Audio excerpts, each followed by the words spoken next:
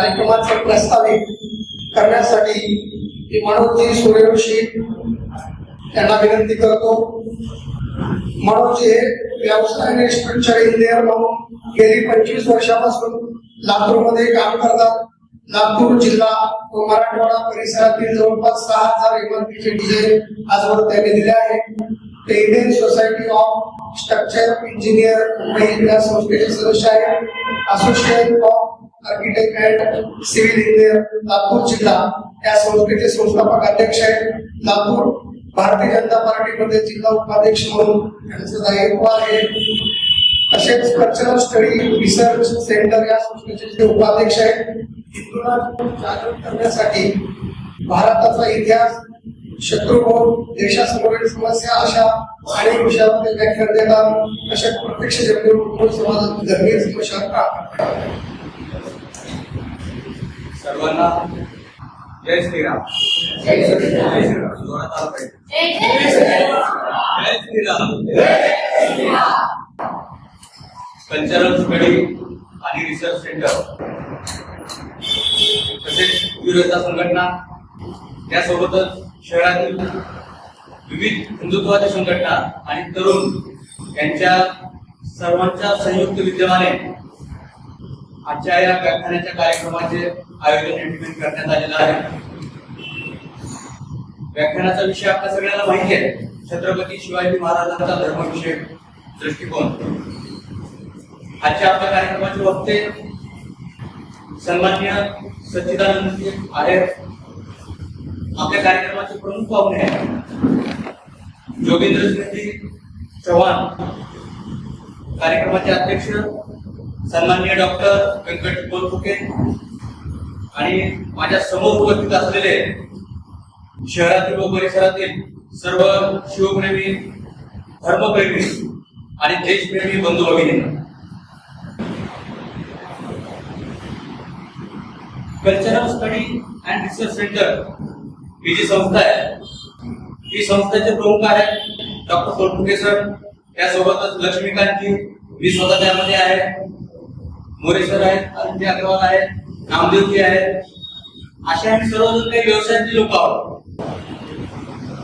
यांचं काम काय, कल्चरल स्टडीचा उद्देश काय, तर भारताची जी परंपरा आहे किंवा भारताचं जे कल्चर आहे त्याचा अभ्यास करणे आणि ते लोकांपर्यंत पोहोचवणे. कारण आपल्याला माहिती आहे बऱ्याच वेळेस वेदाबद्दल किंवा आपल्या संस्कृतीबद्दल माहिती आपल्या लोकांना नसते, तर ती माहिती लोकांपर्यंत पोहोचवावं. फक्त आपल्याच कल्चरचा नाही तर जे पाश्चिमात्य कल्चर आहे जसं की ख्रिश्चनिटी आहे, इस्लाम आहे, त्याचा सुद्धा अभ्यास करायचा आणि त्याचं वास्तव जनतेपर्यंत पोहोचवायचं, जनजागृती करायचं, हा या संस्थेचा मुख्य उद्देश आहे.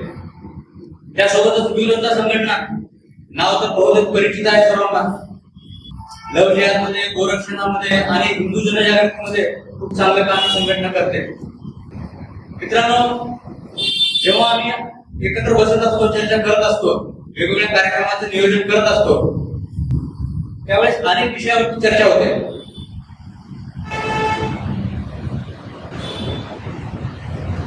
अभ्यास केल्यानंतर लक्षात येतं की देशासोबत बऱ्याच मोठ्या समस्या आहेत.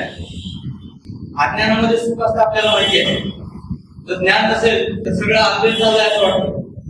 पण अभ्यास केल्यानंतर लक्षात येते की भयंकर परिस्थिती भूतकाळातही घडलेली आहे आणि कदाचित त्यापेक्षाही भयंकर परिस्थिती आज देशामध्ये आहे. आजच्या व्याख्यानाचा विषय छत्रपती शिवाजी महाराजांबद्दल आहे. आपल्याला माहिती आहे महाराज आपल्याला 1680 साली सोडून गेले. महाराजांचं स्वप्न काय होतं आणि महाराजांनी जे काम केलं ते अखंड हिंदुस्थानामध्ये हिंदवी स्वराज्य निर्मिती करण्याचं त्यांचं स्वप्न आणि त्यांचं काम होतं. त्यांच्यानंतरही छत्रपती संभाजी महाराज असतील, त्यानंतर पेशवे असतील, 8 ते 12 आपण झेंडा लावला. म्हणजे जवळपास संपूर्ण भारत देशावरती हिंदवी स्वराज्याची स्थापना झाली होती. परंतु दुर्दैवाने महाराज गेल्यानंतर 267 वर्षामध्ये काय झालं, म्हणजे 1947 साली काय झालं, महाराजांनी जेवढे काम करून ठेवलं होतं, जे स्वप्न पाहिलं होतं आपण भारताचं, ते स्वप्न भंगलं. 1947 साली देशाची फाळणी झाली आणि जवळपास 35% भूभाग आपल्याला गमवावा लागतो. म्हणजे अखंड भारतातला 35% भाग आपल्यापासून दूर गेला.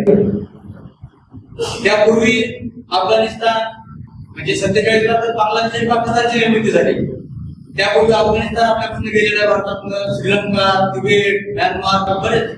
तर ह्या एकूण क्षेत्रफळ याचं कदाचित 52% जास्त आहे. म्हणजे आज आपला जो नकाशामध्ये भारत देश दिसतोय तो फक्त 48% भूभाग आहे.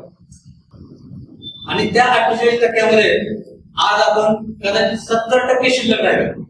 म्हणजे 30% आता हिंदू नाहीये त्या देशामध्ये. हे तेच लोक आहेत ज्यांनी या देशाचे तुकडे केले, ते 30% लोक आज देशामध्ये आहेत.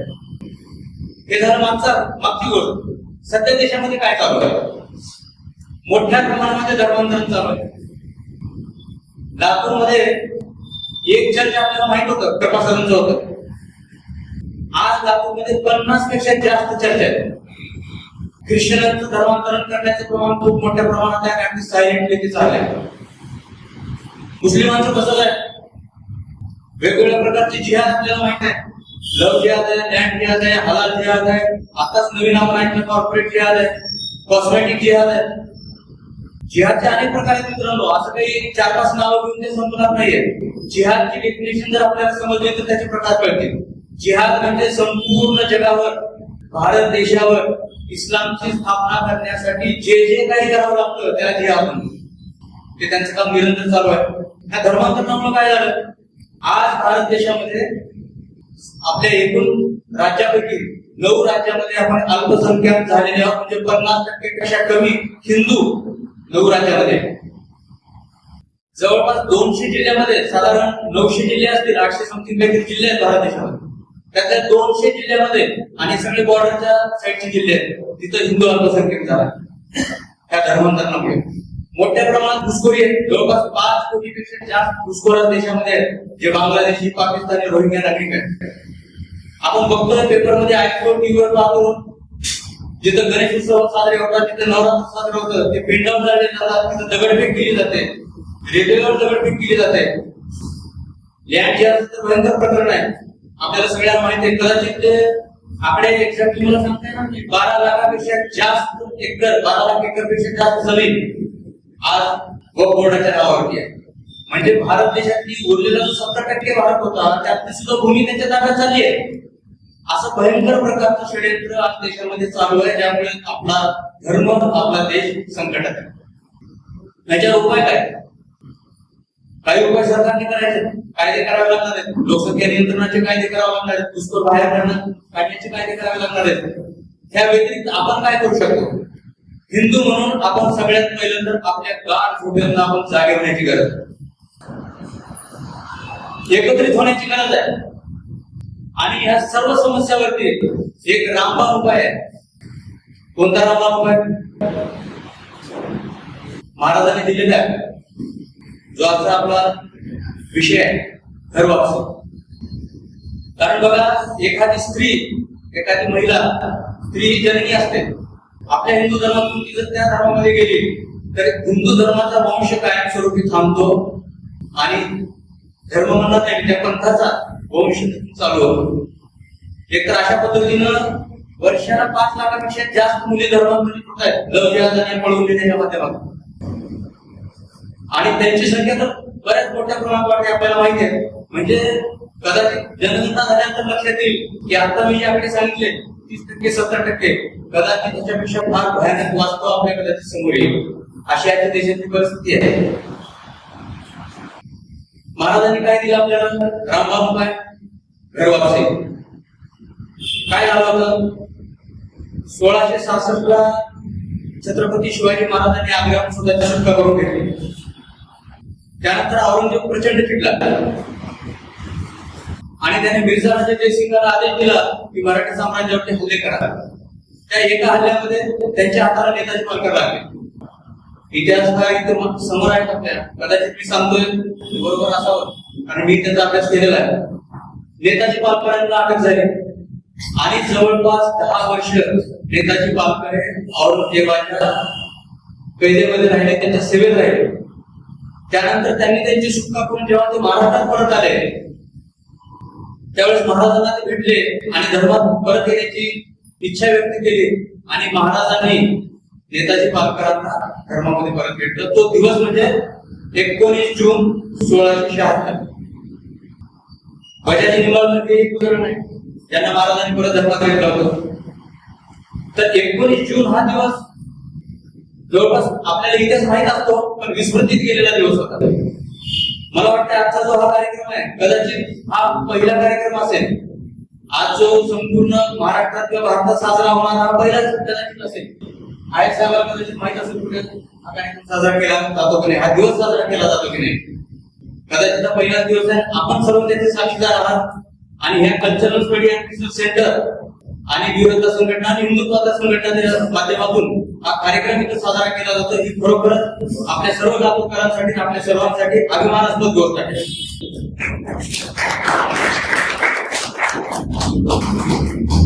आजच्या या कार्यक्रमामध्ये आपल्याला महाराजांचा जो धर्मविषयक दृष्टिकोन आहे की महाराजांनी नेताजी आंबेडकरांना परत हिंदू धर्मामध्ये का घेतलं असावं.